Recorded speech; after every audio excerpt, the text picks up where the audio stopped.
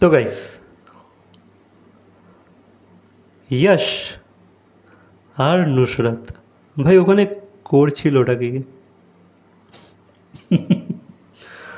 তো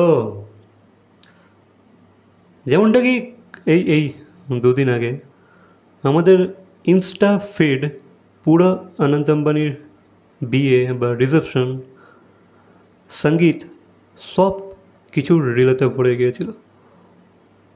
তো যথারীতি একের পর এক রিল সাজেশনে আসছিল, দেখছিলাম।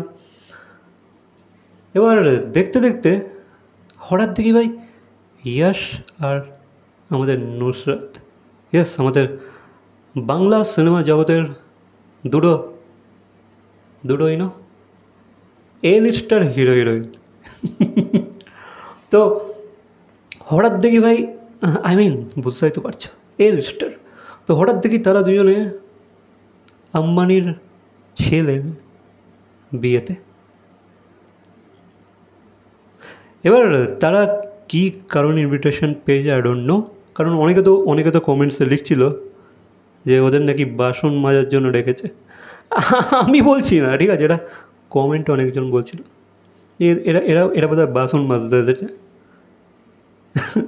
দেন নুসরাত আর ইয়াশ যেভাবে হাতে হাত দিয়ে ঘুরছিল, পুরো মানে ঘুরছিল আর কি ওদের সেরেমনিটাতে, ওই ফাংশন হলটাতে যেভাবে ঘুরছিল।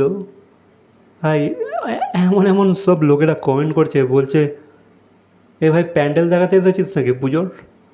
মানে ইয়াশকে আর কি এইভাবে কমেন্ট করছে যে ভাই দুর্গা পুজোর প্যান্ডেল দেখতে এসেছিস নাকি, মানে যেভাবে আর কি ইয়াশ আর নুসরত অ্যাটিটিউড নিয়ে হাতে হাত দিয়ে একদম রয়্যাল রয়্যাল কাপলদের মতো ঘুরছিল, যে ভাব নিয়ে ঘুরছিল আর কি, একটা আলাদাই ভাব, যেন লয়াল কাপল, একটা রয়্যাল কাপল, নট লয়াল, হ্যাঁ লয়াল হতেও পারে, বাট একটা রয়্যাল কাপলের মতো দুজনে হাতে হাত দিয়ে ঘুরছিল, ঠিক আছে, ওই পার্টিতে ঘুরছিল। এবার কমেন্টগুলো পড়লে ভাই তোমরা জাস্ট পাগল হয়ে যাবে, মানে হাসতে হাসতে পাগল হয়ে যাবে। কে বলছে ভাই প্যান্ডেল দেখাতে এসেছিস নাকি, কে বলছে আলাদা লেভেলের সব কমেন্ট চলছে, ঠিক আছে, কে বলছে ভাই আম্বানি এদেরকে বাসন মাজতে রেখেছে। ভাই এদেরকে কে ডাকলো এখানে? ভাই তোরা কী করতে এসেছিস এখানে? মানে অন্য অন্য অন্য অন্য লেভেলেরই কমেন্ট। যদি আমি এখন খুলতাম সেই রিলটা, কমেন্টগুলো যদি আমি পড়তাম, তোমরা জাস্ট শুনে হাসতে। তোমরা এখনও গিয়ে চাইলে দেখতে পারো কমেন্টগুলো, নেক্সট লেভেল ফানি কিছু কমেন্টস আছে, ঠিক আছে। তো এবার আমার মনে হয় দেখো, এদেরকে ডাকার তো কোনো কারণ আমি খুঁজে পাচ্ছি না, বা কোনো যোগসূত্র তো আমি পাচ্ছি না, কোনো লিঙ্ক তো আমি নোটিস করতে পারছি না। আমার মনে হয় এদের যে পিআর টিম আছে না, যারা এদেরকে ম্যানেজ করে, আই থিঙ্ক তারাই কোনো একটা জুগাড় লাগিয়েছে, তারাই কোনো কানেকশন স্ট্যাবলিশ করেছে, আই থিঙ্ক সো। বাকি দেখো ইয়াশকে তবুও আমার মনে হচ্ছে ইয়াশকে টাকা যেতেই পারে, কারণ ইয়াশ যেহেতু ইয়ারিয়া 2 সিনেমাটাতে কাজ করেছিল হিন্দি বলিউড সিনেমাতে, তো সেখানে যেহেতু দিব্যা ঘোষলা, মানে এই যে টি সিরিজের যে এখন মালিক, তার তো ওয়াইফ দিব্যা ঘোষলা, তো ইয়ারিয়া 2 সিনেমাটাতে তো সেই হিরোইন ছিল, বা প্রডিউসারও তারাই ছিল। তো দিব্যা ঘোষলা কুমার কিন্তু তাকে ডাকতে পারে ইয়াশকে, যেহেতু তার সিনেমার হিরো ছিল। এবার সেও যেহেতু আম্বানির বিয়েতে ইনভাইটেড ছিল, তো আই থিঙ্ক সে কোনো যোগসূত্রে হয়তো তাকে ইনভাইট করাতে পারে, বা কোনো পিয়ার, আমার মনে হয় এটা কোনো পিয়ার ট্রিমের থ্রুতেই হয়েছে। নুসরাত আর ইয়াশ গেছে, নট অনলি নুসরাত আর ইয়াশ, সেখানে রাইমা সেন থেকে শুরু করে রিমি সেন, সেখানে জিতের ওই হিরোইনটা গিয়েছিল, নামটা কি, চেঙ্গিস সিনেমার যে হিরোইনটা, সুস্মিতা, ইয়েস সুস্মিতা গিয়েছিল। দেন অনেক বাঙালি আর্টিস্টকে দেখলাম, যে তোমার শাশ্বতকে দেখলাম, সে তো এখন বলিউড সাউথের সব সিনেমা করছে, সেই কারণে তাকে ডাকা হয়েছে, আই থিঙ্ক সো। বাকি নুসরাত আর ইয়াশকে কারা ইনভাইট করলো, তাই না? এটা দেখে অনেকেই অবাক, অনেকেরই ট্রোলিংয়ের শিকার হতে হয়েছে তাদেরকে। তো এবারে যে তোমরা জাস্ট রিলটা গিয়ে দেখবে, ঠিক আছে, তোমরা জাস্ট ইয়াশ আর নুসরাতের মানে এটা দেখবে। হ্যাঁ রুক্মিণীও গিয়েছিল, দেবের রুক্মিণী, আর এদেরকে কিন্তু ভাই পিআর টিমেরাই হয়তো ম্যানেজ করেছিল সেখানে। আমার মনে হয় পিআর টিমরাই সব ব্যবস্থা করে দিয়েছিল, আমার মনে হচ্ছে। ঠিক আছে, বাকি দেখো ইয়াশ আর নুসরত স্পেশালি মানে আমার চোখে লেগেছে এই কারণে যে তারা দুজনে ভাই এমন একটা ভাব নিয়ে ঘুরছিল, এমন একটা অ্যাটিটিউড দেখাচ্ছিল না ভাই কোনো দেশের রাজা আর রানী, ইউনো, কোনো দেশের প্রিন্স আর প্রিন্সেস। আর নুসরত তো ভাবই আলাদা, ইয়াশ তো ভাই জাস্ট কেয়ার করি না, এমন ঘুরছে ভাই হাতে হাত দিয়ে, মানে আলাদাই। তোমরা জাস্ট রিলটা দেখবে,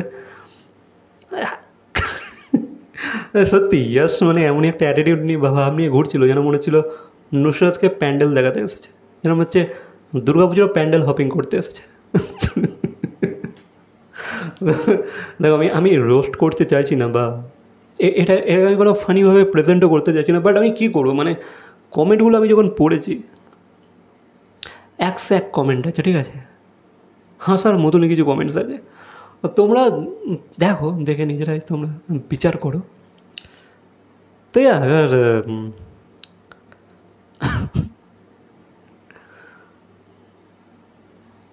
ওকে, ভালো, বেশ ভালো লাগছিলো যে বাংলা বাংলা আমাদের আমাদের বাংলা ইন্ডাস্ট্রি থেকেও অনেকেই গেছে। আর রুক্মিণী একটা ড্রেস পরেছিল ভাই, কেমন যেন লাগছিল। হ্যাঁ, একটু একটু একটু একটা ফ্যাশন তো ছিল, বাট একটু ওভার ফ্যাশন হয়ে গিয়েছিলো রুক্মিণীর যে ড্রেসটা। একটা ওই বাঁশ বাগানের যে বাঁশ ঝাড়ের যে পাতাগুলো হয় না, এই কতকটা ওই ধরনের একটা পাতা, এরম একটা আঁচল করেছিল ওই বাঁশ ঝাড়ের পাতা দিয়ে। কেমন একটা লাগছিলো, শাড়ির কালারটা ভালো লাগছিলো, বাট ওই যে বাঁশ ঝাড়ের যে পাতাগুলো বড্ড চোখে লাগছিলো। হ্যাঁ, হচ্ছে কোনো র্যাম্প ওয়াক করতে এসেছে, কোনো বিয়ে বাড়ি অ্যাটেন্ড করতে আসেনি, যেন মনে হচ্ছে কোনো র্যাম্প ওয়াকে এসেছে, এক্ষুনি র্যাম্প ওয়াক করবে, মডেলিং করবে। ঠিক আছে, বাট দেখো তবুও নুসরাত নাম, আমি কী বলছি, রুক্মিণী, তো ভাই রুক্মিণীকে ভালোই লাগে। রুক্মিণী যাই পড়ুক না কেন আমার তো খুব ভালো লাগে, ঠিক আছে, আর কিছু করার নেই, ভালো লাগে। আর তবুও একটু রুক্মিণীর ড্রেসটা একটু অড লাগছিলো। বাট নুসরাত আর ইয়াশ কী করছিল ওখানে, আমি আবারও বলবো ভাই, ওরা কী করছিল। ঠিক আছে, বেশি বেশি আমি এটাকে আমি বাড়াতে চাইছি না, এটাকে নিয়ে বা রোস্টের দিকে চলে যাচ্ছে ব্যাপারটা। তো আমি আর বেশি কিছু বলবো না। এ বিষয়ে তোমাদের কী মতামত অবশ্যই কমেন্ট করে জানাবে। তোমরা আর কাকে কাকে নোটিস করেছো সেখানে অবশ্যই কমেন্ট করে জানাবে। ভিডিওটা ভালো লাগলে লাইক, কমেন্ট, শেয়ার, সাবস্ক্রাইব। ভাই কী ভিডিওর জন্য লাইক করতে বলছি। আর ঠিক আছে, দেখা হচ্ছে পরবর্তী কোনো ভিডিওর সাথে। Till then, by.